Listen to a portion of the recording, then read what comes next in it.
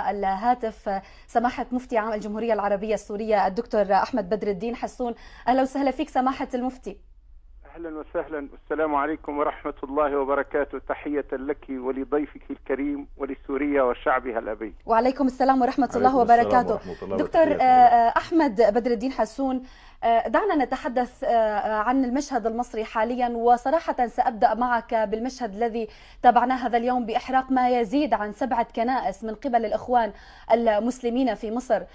ما خطورة هذه الفوضى الإسلاموية التي تمارس الهرطقة والتخريب الديني حقيقة سماحة المفتي؟ أولا اسمحي لي أن أرسل بتعازية إلى الشعب المصري بالدماء التي فقدها في هذا اليوم، والدعاء للجرحى بالشفاء العاجل إن شاء الله. وأقول لشعبنا المصري الحبيب الذي أسميه دائما القطر الجنوبي، فنحن لا زلنا نؤمن بلغة الوحدة العربية والأمة الواحدة. أقول لهم: ما ذقناه في سوريا منذ 2 و4 أشهر تقريبا، هذا يوم من أيامها الذي ذاقوه خلال هذه 24 ساعة ممن يدعون أنهم يحملون راية الإسلام. أنا ابن الأزهر، أنا درست في مصر وأعرف شعب مصر أنه ليس في حاجة لأن يؤسلمه أحد. فالإسلام يوم دخل إلى مصر منذ 1400 سنة كان الأقباط يستقبلونه بقلوبهم، فدخل الإسلام إلى مصر واستقبله الإخوة الأقباط وعاش بينهم، ولو رفضه الإخوة الأقباط لما كان الإسلام يوما في مصر. ولما شب الإسلام وأزهر وفرش أوراقه عاش الأقباط في ظلاله في أمن وأمان في أسرة عربية مصرية قبطية واحدة. لذلك اليوم ما يحدث في مصر، وعنوان من العناوين الذي سمعته من أخي الأستاذ حرب منذ ثوان منك، أن قناة الجزيرة ودورها في هذه الأحداث أنها اليوم في الساعة الأولى من الصباح من الفتنة التي بدأت في مصر أعلنت أنه استشهد 1000 شهيد، وضعت رقم 1000 شهيد. هذه الجريمة من هؤلاء الذين تقودهم إسرائيل والإعلام الصهيوني لا أشك في ذلك اليوم، كما يفعلون بنا منذ 2 و6 أشهر، وكما فعلوا بنا صباح يوم العيد في صلاة السيد الرئيس في المسجد في صلاة العيد. هذه الأكاذيب التي يدمرون بها الشارع العربي والأمة العربية والفكر الروحي والإسلامي، أقولها الآن للشعب المصري الحبيب الذي غرر به أيضا في موضوع سوريا، وقالوا له أن سوريا هناك جيش يقتل شعبا وشعبا يقتل جيشا، هكذا قالوا له. ما قالوا له أن 120 دولة تصدر السلاح وتصدر الرجال وتصدر. أنا قلتها في اليوم الأول يوم أحداث درعا، قلت أن هنالك تدخل خارجي في سوريا منذ 2 و3 أشهر، وقامت الجزيرة وما قعدت يومها ضدي وقالت أن مفتي سوريا يقول أنه تدخل خارجي. واليوم العالم بأجمعه يعترف أن هنالك تدخل خارجي هو الذي حاول أن يفرق بين الشعب السوري والجيش السوري، ولكن استطاع الشعب في سوريا والجيش أن يمنعوا هذه المؤامرة وأن يثبتوا.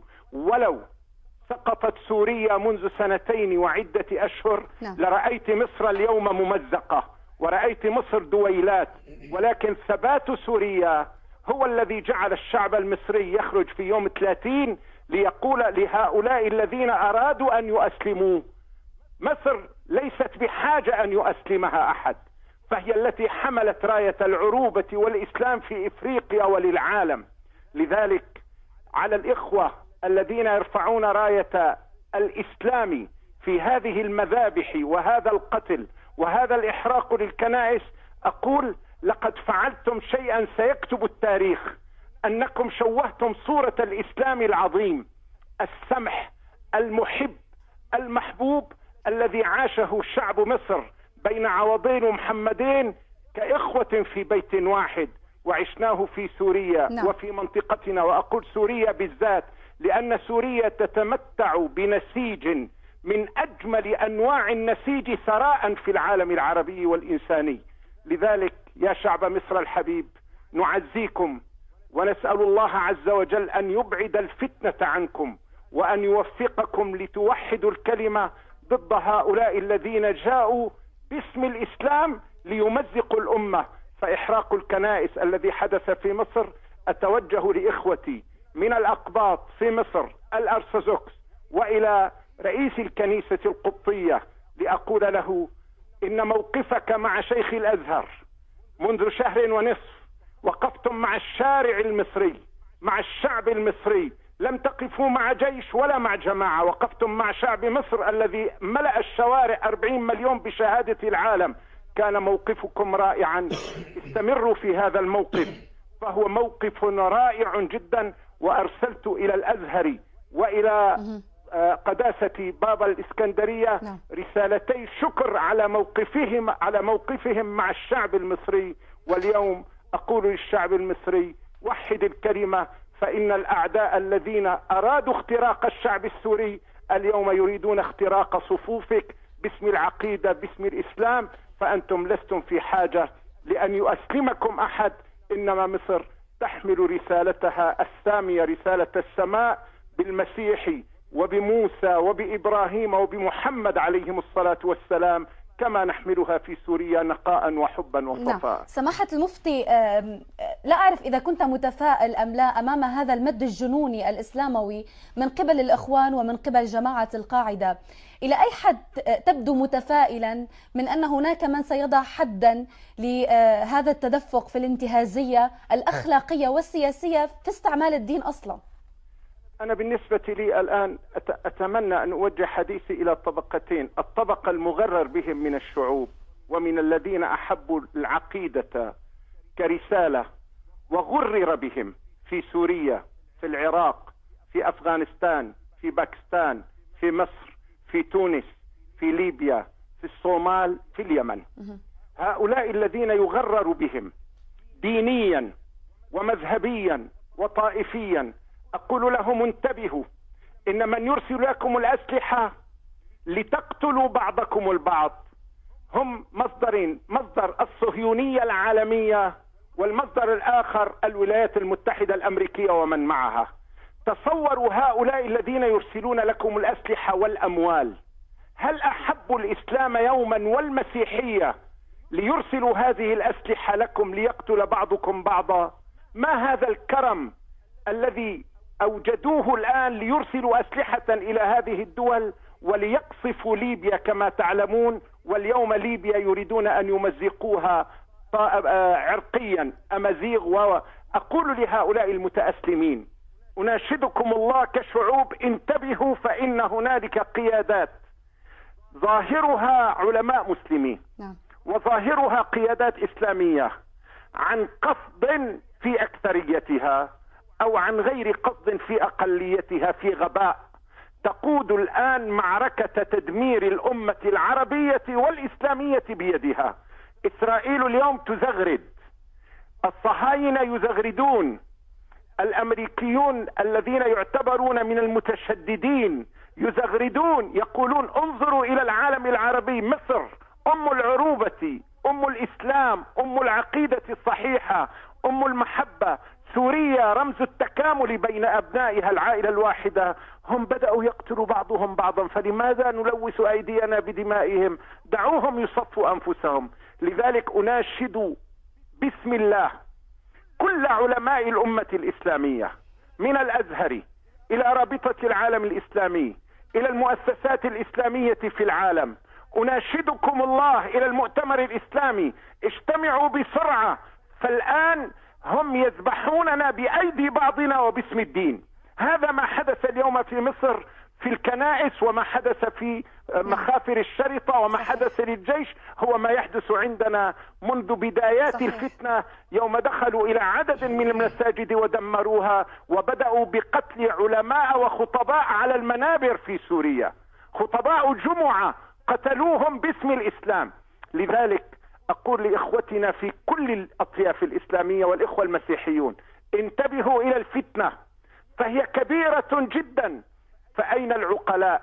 وهذا ما أرسلته إلى مفاتي الدول العربية والإسلامية منذ أكثر من سنة ونصف. 30 رسالة أرسلتها إلى 30 مفتي، ومنهم شيخ الأزهر ومفتي مصر، وقلت لهم: ندعوكم إلى سوريا لنلتقي بمؤتمر المصالحة العربي والإسلامي، ولنذهب إلى الشعوب وإلى الحكام وإلى القيادات الحزبية التي نتمنى ألا تجعل من الإسلام ثوبا يعبث به. تريدون السلطة؟ ابحثوا عن السلطة بالسياسة، ولا تضعوا الإسلام ثوبا تزوروه. فنحن في تاريخنا ما جعلنا الإسلام يوما ثوبا للحكم، فقلنا الدولة الأموية، الدولة العباسية، الدولة العثمانية، ما قلنا الدولة الإسلامية، حتى لا يلوث كلمة الإسلام بأخطاء الحكام. فقلنا الأمويون، العباسيون، العثمانيون. فدعوا الإسلام عقيدة للأمة، وإذا أردتم السلطة فاعرضوا خدماتكم على الشعب، والشعب هو الذي ينتخبكم. لذلك أنبه الشعوب العربية والإسلامية اليوم إلى الفتنة التي تقاد بيد بعض من يدعون الإسلام ومن يظهرون أنهم يدافعون عن الإسلام، وهم بأيديهم يذبح علماء المسلمين، كما فعلوا اليوم بشيخ الأزهر حينما يشتمونه لأنه لم يوافق هواهم، وكما فعلوا ببعض العلماء الذين اغتالوهم في سوريا. سماحة المفتي، أريد أن تتكرم علينا في ختام هذا الاتصال بأن يكون لك دعاء على هوى الإخبارية السورية لسوريا وجيشها بالدرجة الأولى وشعبها وقائدها. سوريا بعد عيد الفطر وبعد رمضان الحبيب الذي عشناه بأمل أن يبدأ السلام على أرضها وربوعها، أقول لشعبنا السوري: ثبت الله خطاك ووفقك، فقد أثبتت أنك الحاضنة لهذا الجيش، وأثبتت أيها الشعب السوري أنهم لم يستطيعوا أن يعبثوا بك لا طائفيا ولا مذهبيا ولا عرقيا. فقد كنت منذ أسابيع في اللاذقية وطرطوس، ورأيت أبناء حلب وأبناء إدلب وأبناء حمام، 1,000,000 إنسان يسكنون في بيوت بعضهم. ومنذ أيام كنت في السويداء ورأيت أبناء قرى درعا، وفي مدينة دمشق أرى أبناء ريفها. لذلك يا شعب سوريا، أسأل الله أن يظللك بالسلام وبالأمان وبالإيمان وبالمحبة. ويا جيش سوريا، أسأل الله تعالى أن يمدك بطاقة توقف بها هذا الغزو الخارجي على أبناء هذا الشعب، وأن تتكاتف مع هذا الشعب لتبقي سوريا قيادة وشعبا نموذجا للأمة العربية والإسلامية والإنسانية في التعدد الذي يعطي ثراء ونقاء وطهرا. حمى الله بلادنا وأرضنا ورحم شهداءنا، وأنزل السكينة والرضا في قلوب أمهات وزوجات وآباء وأبناء الشهداء الذين نحتسبهم عند الله أوسمة عز ونور لهذا الوطن، فدماؤهم أقسم بالله لن تذهب هدرا، إنما ستكون ضياء ورضا. اللهم رضنا بقضائك وصبرنا على بلائك، وأعط السورية من قدرتك وقوتك ما تثبت فيه للعالم أنها على الصواب، وأنها التي دعا لها رسول الله صلى الله عليه وآله وسلم. اللهم بارك لنا في شامنا، بارك الله بكم وثبتكم وجعل إعلامنا مسموعا في العالم، إعلام الصدق والصادقين ضد إعلام الكذب والنفاق والخائوثون كل قنوات العالم بالدماء وبالكذب وبالدجل. أسأل الله أن يجعلنا من الذين يستمعون القول فيتبعون أحسنه. وتحياتي لكم ولشعبنا الحبيب في مصر وسوريا جميعا. شكرا جزيلا لك سماحة المفتي الدكتور أحمد بدر الدين حسون، مفتي عام الجمهورية العربية السورية. الله يطول بعمرك يا رب ويمدك بالصحة والسلام والأمن والطمأنينة دائما. شكرا جزيلا لك، ونعتبر هذا الحديث حصري وخاص على شاشة الإخبارية السورية، وخاصة فيما يتعلق بمصر، وهذا الدعاء الكريم الذي